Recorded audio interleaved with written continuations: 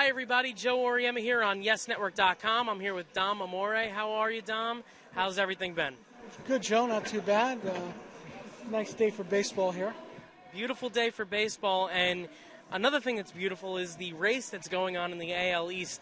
It's absolutely amazing that the Yankees have really just lost the season series to the Red Sox, and they still stand a game ahead of them in the standings. Well, they're kind of a couple of statistical flukes there. The Yankees are 2-10 against the Red Sox, and you could look at it and say, well, if they just split those games, it would look different.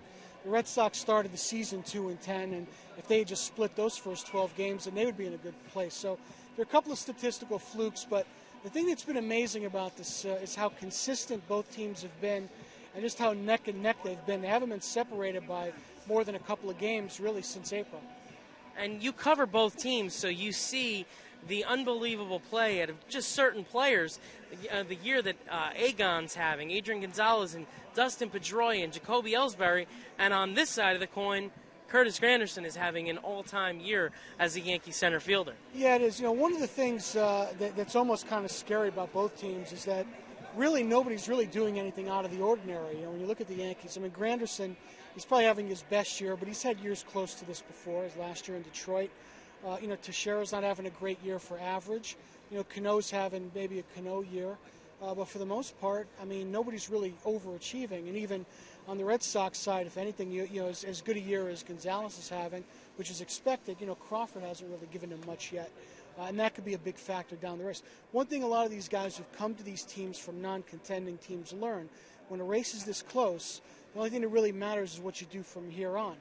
Carl Crawford's hitting 249, 250, but if he hits 350 from here on, it's a successful season.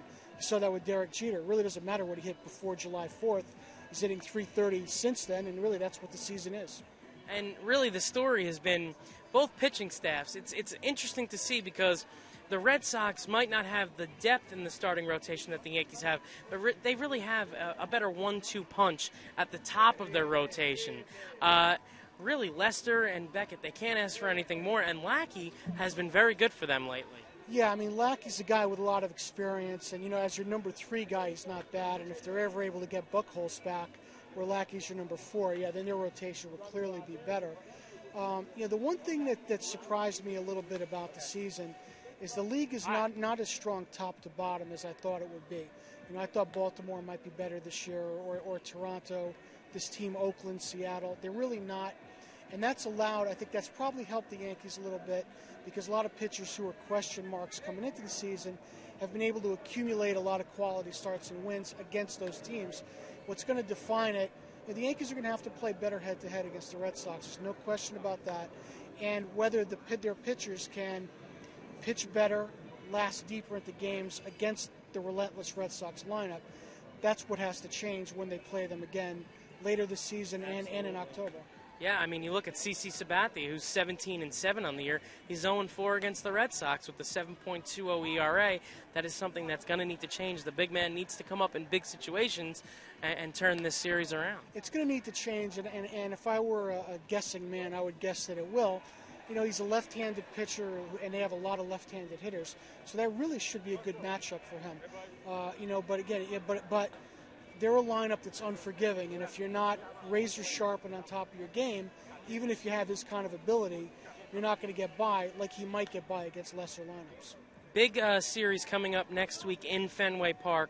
What do you see coming out of that series? How do you think it's going to shake out? One thing when it's like this, Joe, the series don't really get meaningful unless one team wins the first 2 games, and there's a chance for a sweep and a 3-game swing in the standings. If the series goes 2-1 like the last one, it really doesn't mean much in the scheme of things. And I would think the way that's going, I think that 3-game series at the tail end of the season here could very well be decides who's number 1 and who's number 2.